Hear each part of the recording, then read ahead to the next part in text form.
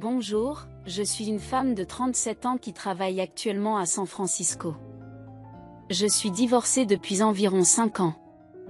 Il est intéressant de noter que mon ex-mari et moi-même avons commencé à travailler dans l'entreprise le même jour. Je me souviens encore très bien de notre première rencontre lors de l'entretien d'embauche, où nous étions assis dos à dos. C'était un homme de grande taille et d'apparence convenable, et sa voix grave était assez impressionnante. À ce moment-là, je n'ai pu m'empêcher de souhaiter que nous fassions tous les deux partie de cette entreprise. Permettez-moi de mentionner modestement que j'avais obtenu un score assez élevé au SAT et que j'étais souvent félicitée pour mes excellents résultats au travail.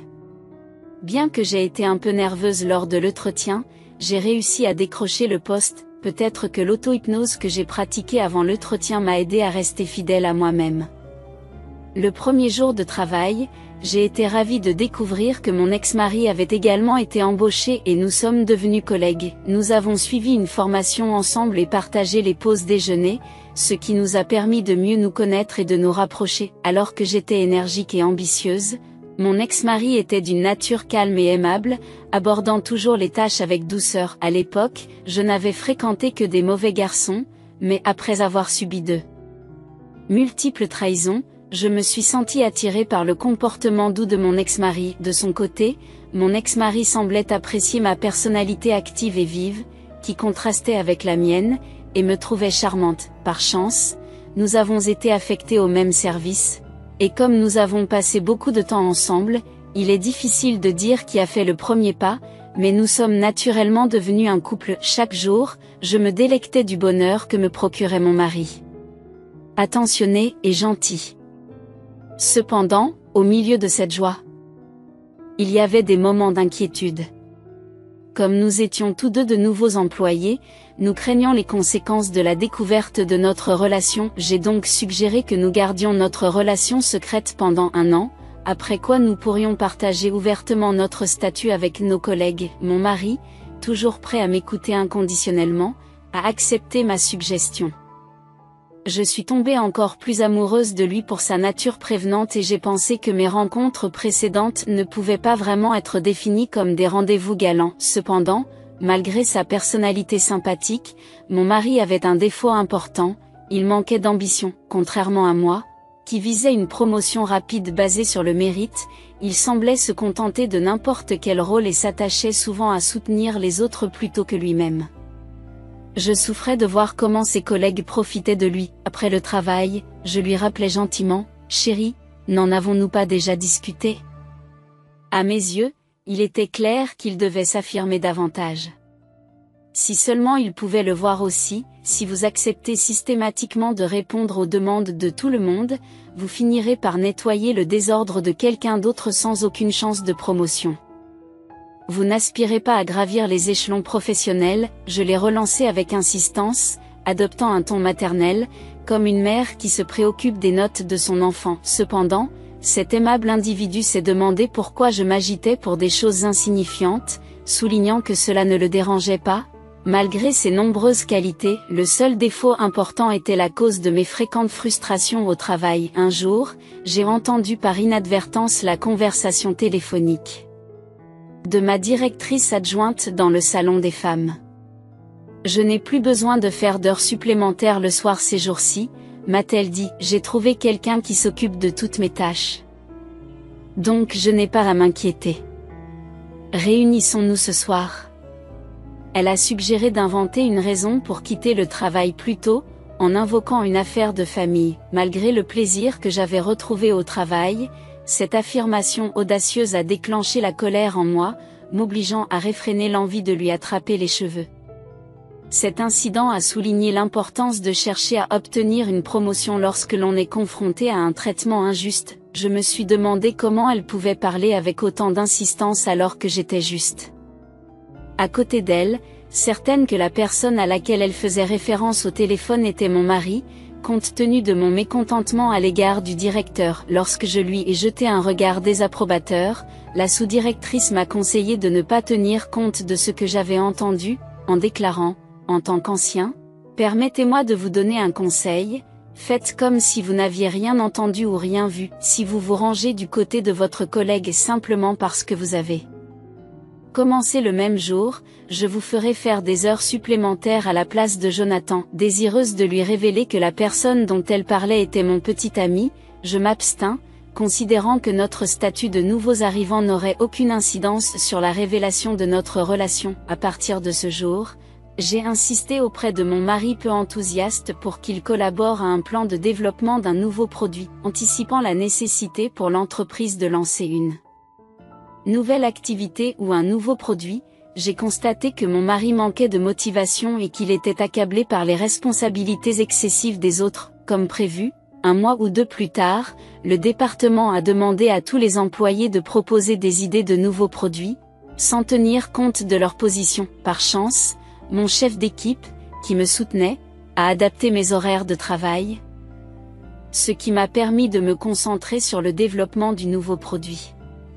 On dit que la chance sourit à ceux qui sont préparés, et j'ai saisi l'occasion pour soumettre le plan méticuleusement élaboré que j'avais préparé. Après avoir apporté quelques modifications et soumis mon plan avant tout le monde, j'ai décidé d'aider mon mari, qui n'avait même pas encore commencé son propre plan. Cependant, mon aide n'a été que verbale, car le fait d'aider quelqu'un qui manque de motivation n'a fait que m'accabler. En conséquence, mon mari n'a pas pu terminer son plan et a manqué la date limite. Pendant ce temps, j'ai reçu la nouvelle tant attendue que mon plan avait été choisi parmi les 3 meilleurs pour le développement d'un nouveau produit. Bien qu'étant le plus jeune membre de l'équipe, j'ai eu l'occasion de diriger le processus de développement, réalisant ainsi ce que même mes collègues expérimentés n'avaient pas pu faire. Les chefs d'équipe ont reconnu et salué mes efforts, ce qui m'a rendu folle de joie. Cependant, plus je me réjouissais, plus mon mari semblait découragé. Il est intéressant de noter que l'un des chefs d'équipe, que je respectais profondément, avait récemment divorcé. Bien qu'il n'en ait pas ouvertement parlé, il m'avait secrètement aidé à plusieurs reprises, au grand désarroi de mon mari, suscitant chez lui un sentiment de jalousie.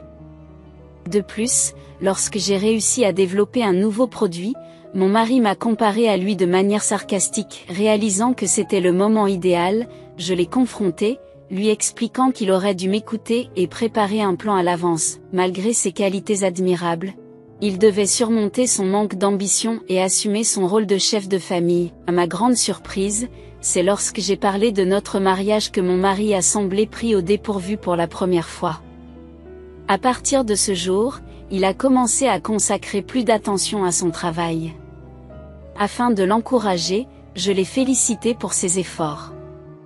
C'est à cette époque que mon chef d'équipe m'a invité à un voyage d'affaires à Hawaï, en rapport avec le marketing de notre marque alimentaire populaire, en particulier la branche située à Hawaï. Sans hésiter, j'ai accepté de l'accompagner. Cependant, lorsque mon mari en a été témoin, c'est la première fois qu'il a exprimé ouvertement son mécontentement. Il s'est demandé pourquoi je ne pouvais pas demander à quelqu'un d'autre d'y aller à ma place et a douté qu'une fille comme moi puisse s'embarquer sans crainte dans ce voyage.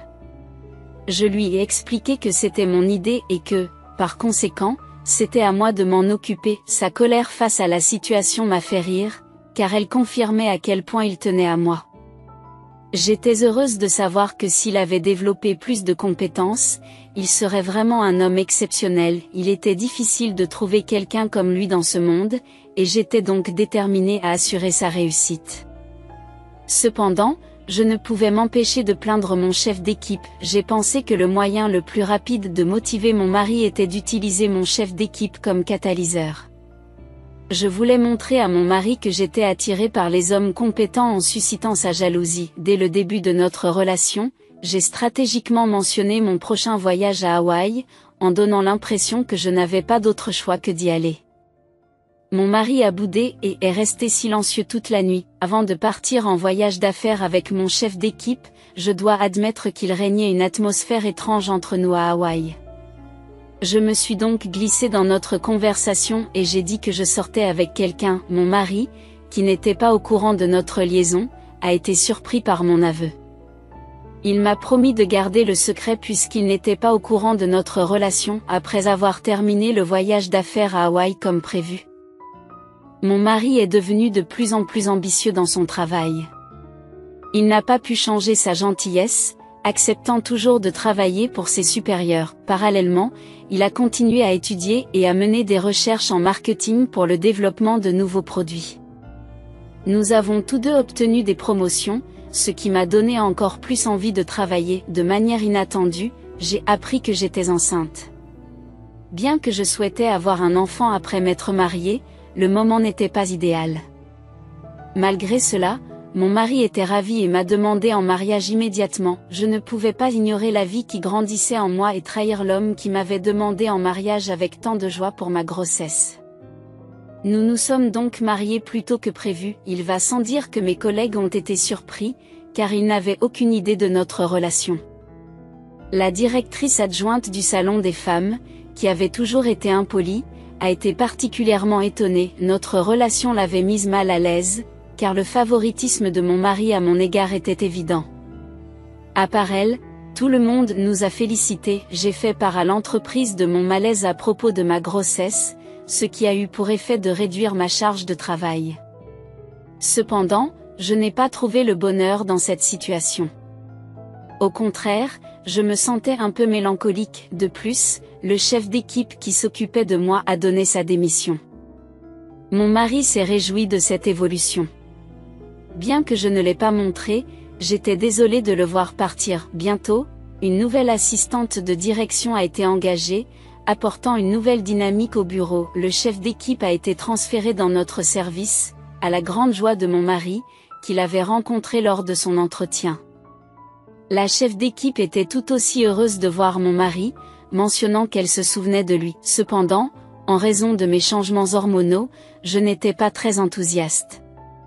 Néanmoins, nous nous sommes mariés peu après et avons commencé notre vie de jeunes mariés dans un petit appartement. Au fur et à mesure que ma grossesse avançait et que mon ventre devenait plus prononcé, j'ai commencé à porter des vêtements de grossesse au travail.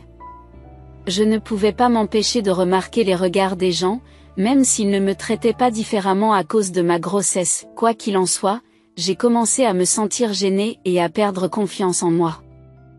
Mon mari m'a suggéré d'envisager un congé de maternité ou de démissionner, mais je ne voulais pas abandonner mon dur labeur. Finalement, j'ai décidé de prendre un congé de maternité. Cependant, cette décision a suscité plusieurs inquiétudes dans mon esprit. Je m'inquiétais du manque de motivation de mon mari et de ses chances d'obtenir une promotion et de conserver son poste. Un jour, alors que j'étais au travail, j'ai croisé ma mère à l'improviste. Je lui ai fait part de mes inquiétudes et elle m'a proposé d'aider mon mari jusqu'à la naissance du bébé. Puisque je connaissais déjà son travail, pourquoi ne pas devenir son chef? Elle pensait qu'en l'aidant, il pourrait avoir l'occasion d'être promu et de s'imposer dans l'entreprise, ce qui me serait extrêmement reconnaissant. Après avoir entendu ses conseils, je me suis enthousiasmée à l'idée d'atteindre mes objectifs grâce à la carrière de mon mari.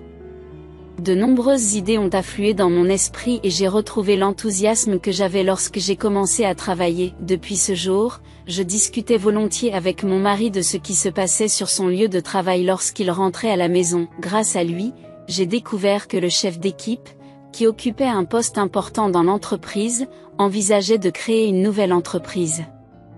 Cela a éveillé mon intérêt et j'ai commencé à réaliser une étude de marché tout en faisant mes courses. Je me suis plongée dans de nombreux articles de journaux, blogs et cafés internet, à la recherche d'une nouvelle idée d'entreprise. C'est alors que le miel m'est apparu comme un produit potentiel. C'était un nouveau concept pour l'entreprise. J'ai suggéré à mon mari de proposer cette idée au chef d'équipe. Il a semblé surpris et m'a demandé quand j'avais préparé tout cela. J'ai précisé que je l'avais fait toute seule et il s'est demandé comment je pouvais attendre de lui qu'il présente l'idée s'il n'y avait pas été associé. En passant sur le chemin du travail, je vous ai demandé de jeter un coup d'œil aux documents que j'avais préparés. Au cas où votre chef d'équipe poserait des questions, je vous ai suggéré d'attendre et de m'en informer. D'abord réticent, mon mari a hésité à accepter mon aide. Pourtant, après avoir souligné l'effort investi, je l'ai convaincu de ne pas gaspiller les documents préparés. Ce geste stratégique lui a valu les faveurs de son chef d'équipe et lui a évité d'avoir à assumer le travail des autres. Au fur et à mesure que mon mari gagnait en reconnaissance au travail, nos soirées étaient occupées par la préparation de rapports et de briefings. Malheureusement, ses responsabilités croissantes l'ont amené à travailler plus tard et même le week-end. En conséquence, ma solitude à la maison s'est accrue, mais je me suis efforcée d'être compréhensive, reconnaissant mon rôle dans son emploi du temps chargé. Au cours de ma 30e semaine de grossesse, j'ai ressenti des spasmes fréquents et douloureux, que j'ai considérés comme une gêne banale. Cependant, lors d'un examen de routine dans un grand hôpital regroupant à la fois des services de pédiatrie et d'obstétrique, j'ai assisté à une scène incroyable. Dans le couloir, mon mari, qui était parti travailler ce matin-là, jouait avec une petite fille près de la section pédiatrique. D'abord incrédule, je me suis approchée et j'ai été témoin d'une interaction surprenante. Le chef d'équipe a remis une ordonnance à mon mari et la petite fille l'a appelé papa. Évoquant une visite au café des enfants prévue le lendemain, stupéfaite, je me suis adressée à mon mari, m'interrogeant sur sa présence inattendue. Malgré mon choc, je ne pouvais pas me permettre de m'effondrer, comme si j'étais prête à lui faire du mal à ce moment précis. Les badauds ont jeté un coup d'œil dans notre direction, et certains enfants se sont même mis à pleurer. Linda, ne vous méprenez pas sur notre conversation. Le chef de notre équipe tenta d'échapper aux regards indiscrets et me conduisit dans un couloir voisin. J'ai sévèrement demandé à mon mari, qui se tenait rigide comme un arbre, de me suivre. Tout de suite, Linda, je comprends que cette situation puisse être mal interprétée, mais avant que tu ne t'énerves, écoute-moi, s'il te plaît. Au début, je n'ai pas pu contrôler ma colère et j'ai crié, arrêtez. Je veux parler. La vérité, c'est que j'ai rendez-vous avec la chef d'équipe aujourd'hui. Sa fille présentait des symptômes grippaux. Inquiète, je l'ai accompagnée à l'hôpital. Lorsque j'ai entendu le commentaire de mon mari, j'ai perdu le contrôle et je l'ai frappé avec le sac à main que je tenais. Comment pouvait-il avoir une liaison alors que sa propre femme était enceinte? Comment a-t-il pu me trahir alors qu'il n'en avait pas la capacité? Et pourtant, je l'ai soutenu, lui fournissant mes plans pour l'aider à progresser. Il a trahi notre enfant à naître, en choisissant de suivre l'enfant de quelqu'un d'autre dans le service de pédiatrie. Je ne pouvais tout simplement pas me résoudre à lui pardonner. J'ai violemment confronté mon mari. Au milieu du vacarme, un agent de sécurité s'est précipité vers nous pour intervenir, peut-être à cause du choc soudain. Je n'ai pas pu supporter la douleur extrême dans mon estomac et je me suis effondrée sur le sol, perdant connaissance. Un médecin s'est empressé de venir à mon secours, mais malheureusement, j'ai fait une fausse couche à la suite du choc provoqué par l'infidélité de mon mari et la perte de notre bébé. Je ne pouvais pas dormir, je ne pouvais pas manger, j'avais besoin d'être soignée sans la présence de mon bébé. Depuis ce jour, mon mari n'est jamais rentré à la maison. Mes beaux-parents m'ont blâmé, suggérant que je ne m'occupais pas correctement de ma grossesse. J'ai essayé de leur expliquer que leur fils avait une liaison avec sa patronne et que le choc avait provoqué ma fausse couche, mais ils n'ont pas voulu me croire. Nous avons été choqués par votre accusation, ont-ils dit. Alors nous avons interrogé Jonathan. Il a répondu qu'il s'efforçait d'obtenir les faveurs de son patron et qu'il faisait des efforts excessifs, comme un esclave. Pourquoi donc des accusations aussi absurdes? Vous restez confortablement à la maison, sans travail, n'avez-vous pas mieux à faire que d'accuser votre mari par jalousie? Quand j'écoute Jonathan, il semble que le chef d'équipe ait reconnu ses efforts pour l'aider. Alors pourquoi êtes-vous la seule à vous comporter ainsi? Vous devriez soutenir le développement professionnel de votre mari. Comment pouvez-vous l'accuser d'avoir une liaison avec son patron et de ternir sa réputation au travail? Et maintenant, vous suggérez que votre fausse couche n'est pas de votre faute, mais plutôt de celle de mon fils. Lorsque ma belle-mère a poursuivi ces accusations incroyables, je n'ai pas pu m'empêcher de rire. J'ai décidé de les confronter toutes les deux et de révéler la vérité sur mon lieu de travail. Le lendemain, je suis allée travailler, sans savoir comment ils avaient appris mon arrivée. À ma grande surprise, le chef d'équipe est venu jusqu'au hall d'entrée et m'a attrapée. Alors que je me dirigeais vers le bureau de mon mari, elle m'a fait une suggestion vraiment choquante. Linda, je n'aurais jamais cru que tu étais capable d'une telle inconscience. N'êtes-vous pas en congé? Vous n'avez pas l'intention de revenir travailler?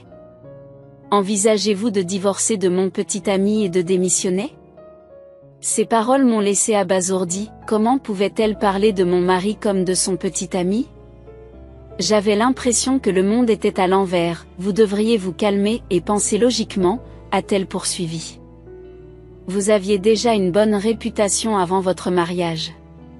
Divorcez tranquillement et retournez au travail. Je m'adresserai au service des ressources humaines et je m'arrangerai pour vous trouver un autre poste dans un autre service. Vous aurez de meilleures opportunités qu'avant. Je n'arrivais pas à croire ce que j'entendais. Qui était-elle pour suggérer un divorce, et pourquoi pensait-elle avoir le pouvoir de me transférer dans un autre service? Avait-elle l'impression de détenir un pouvoir important en tant que simple chef d'équipe? Vous êtes bien audacieuse, ai-je rétorqué. Vous venez à peine de commencer à travailler ici?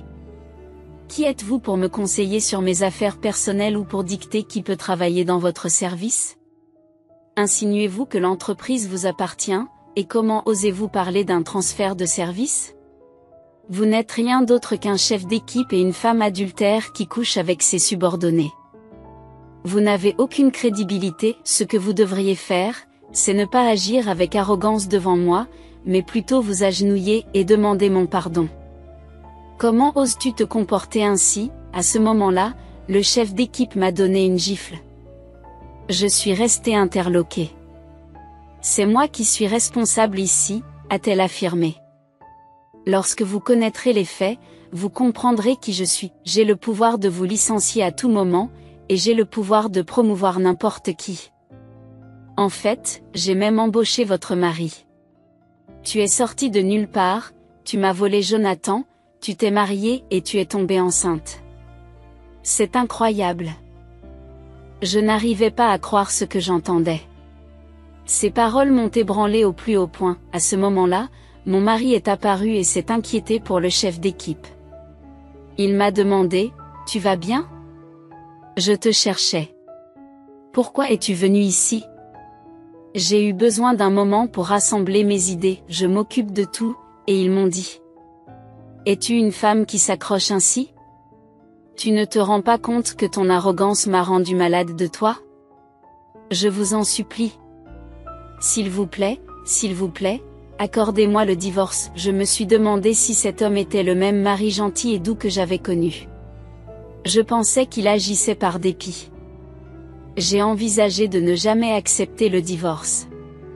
Cependant, il n'a pas eu de conscience et a entamé lui-même la procédure de divorce. Au départ, il a invoqué la détresse émotionnelle pour justifier le divorce. Ces fausses excuses et ma fausse couche ont alimenté ma colère à l'égard de mon mari trompeur, ce qui m'a amené à engager un avocat spécialisé dans les divorces. Au fil du temps, la procédure de divorce s'est transformée en une bataille acharnée, pleine de haine et d'entêtement. Je me suis lassé de la lutte, surtout avec l'ex-mari rusé et le chef d'équipe partial. Il n'y avait aucune preuve de leur infidélité, ce qui ne faisait qu'alimenter ma jalousie irrationnelle. Le procès semblait se retourner contre moi et j'endurais des journées infernales. Soudain, un appel téléphonique inattendu a retenti, et ce n'était autre que l'ancien chef d'équipe. Il avait toujours été gentil avec moi, et il m'expliqua qu'il avait entendu des rumeurs défavorables sur la situation dans laquelle je me trouvais. Mademoiselle Harris, ou Linda, comme il m'appelait. Il savait que je n'avais rien à gagner dans ce combat. Il m'a proposé de m'arrêter et de travailler avec lui dans son entreprise récemment créée, m'assurant de sa confiance en mon caractère. Il a insisté sur le fait que les rumeurs à mon sujet étaient fausses et qu'il croyait en la personne que j'étais vraiment. Ces paroles m'ont fait pleurer et j'ai déversé toute la douleur et la souffrance que j'avais endurée. Il m'a fait part de sa propre expérience d'un divorce similaire, ce qui m'a permis de me sentir comprise et justifiée. Au départ, j'avais envisagé de faire quelque chose de radical et de nuisible, mais ces encouragements m'ont fait voir les choses sous un autre angle. Pourquoi devrais-je sacrifier ma vie pour rendre la leur plus facile? J'ai compris que je devais me concentrer sur moi-même et ne pas sombrer dans le désespoir. La vengeance peut être planifiée pour une autre fois. Vous comprenez ce que je veux dire? Après avoir parlé avec le chef d'équipe, j'ai pleuré longtemps, non pas par sentiment d'injustice, mais par gratitude pour avoir trouvé une lueur d'espoir dans le tunnel sombre où je vivais. J'ai retrouvé un but et la détermination de continuer à vivre. Finalement, j'ai accepté le divorce dans les conditions souhaitées par mon ex-mari, sachant que j'avais pris la bonne décision. L'idée que je chercherais un jour à me venger de ces deux personnes est devenue un moteur de ma vie.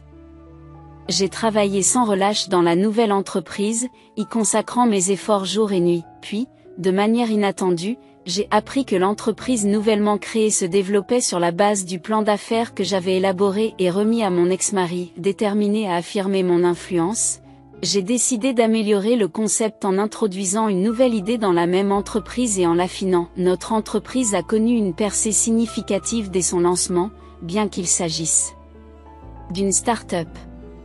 Sous la direction d'un PDG largement reconnu et jouissant d'une excellente réputation dans le secteur, nous avons rapidement progressé. Mon idée de contribution a joué un rôle essentiel dans notre succès. En l'espace de 3 ans, nous sommes devenus des concurrents redoutables sur mon ancien lieu de travail. Plus tard, j'ai appris que l'entreprise de mon ex-mari se lançait dans une nouvelle aventure, ironiquement, le même projet que j'avais partagé avec lui. Cependant, le produit était déjà disponible à la vente dans notre entreprise, ce qui assurait notre triomphe. Comme prévu, d'autres entreprises ont accusé la société de mon ex-mari d'imiter notre concept, ce qui nous a valu un accueil glacial. Le responsable de la nouvelle entreprise, mon ex-mari, a dû assumer la responsabilité de son échec et a fini par démissionner. Curieuse de connaître le sort de la chef d'équipe intrigante, j'ai découvert, tout à fait par hasard, qu'elle avait été licenciée quelques jours plus tard. La raison de son licenciement a été révélée au sein de notre entreprise. Notre expansion rapide nécessitait l'embauche de nouveaux employés et d'employés expérimentés, et je me suis retrouvée à mener des entretiens. À ma grande surprise, un visage familier est apparu, celui d'une chef d'équipe de mon précédent emploi. Son arrogance s'était estompée et elle portait désormais un numéro de matricule sur la poitrine. En observant le salaire qu'elle souhaitait, j'ai été étonnée par le montant exorbitant qu'elle demandait, bien au-delà de ses capacités. Je ne pouvais pas le comprendre et je l'ai quittée, visiblement irritée par mon apparent dédain. Cependant, sa surprise a été palpable lorsqu'elle a réalisé que j'étais le directeur. Curieuse, je l'ai interrogée sur les raisons qui l'avaient poussée à quitter son emploi précédent. J'avais entendu dire qu'elle y exerçait une grande influence. Aurait-elle, par hasard, eu des liaisons inappropriées avec des subordonnés, ou son petit ami l'aurait-il trahi? Était-ce sa tendance à favoriser les hommes non qualifiés et à avoir des liaisons secrètes dans le dos de leurs épouses? Je l'ai confrontée à l'audace, en lui demandant si elle avait l'audace de chercher un emploi ici après avoir mené une telle vie. Je lui ai rappelé le dicton selon lequel on rencontre son ennemi sur un pont en bois. La question est restée en suspens. Quelle ironie, n'est-il pas remarquable que nos chemins se soient croisés à l'occasion de cet entretien? La femme tremblait d'excitation en se levant de son siège. Je n'ai pu réprimer un sourire. Vous ne trouverez jamais de travail dans ce secteur, je m'en assurais. C'est dommage pour vous, mais j'ai suffisamment d'influence maintenant. Que ce jour reste gravé dans votre mémoire. Adieu. Ses épaules tremblantes trahissaient ses larmes tandis qu'elle sortait du bâtiment. Une vague de soulagement m'envahit, comme si quelque chose qui était coincé dans ma poitrine depuis une décennie venait enfin d'être libéré. J'ai traversé tant d'épreuves pour en arriver là. Par ailleurs, j'ai découvert, en examinant les candidatures, que mon ex-mari avait également postulé dans notre entreprise. Heureusement, sa candidature a été rejetée. S'il s'était présenté à l'entretien, j'aurais aimé lui donner un bon coup de poing. Il est regrettable de ne pas avoir eu cette chance si jeune. J'ai dû faire face à une adversité énorme, mais dans mon moment le plus sombre, j'ai rencontré un ange qui m'a guidé vers le succès lors de ma deuxième tentative. Cependant, cela ne signifie pas que je peux effacer le passé. Même si cela reste difficile, je suis déterminée à faire un pas en avant. C'est la seule façon de surmonter le malheur que j'ai enduré. Je vous remercie d'avoir prêté l'oreille à mon histoire. Je vous souhaite beaucoup de succès dans vos projets futurs. Votre soutien et vos commentaires perspicaces dans la section des commentaires, ainsi que les mentions j'aime et les abonnements, sont très appréciés. Je vous souhaite une excellente journée.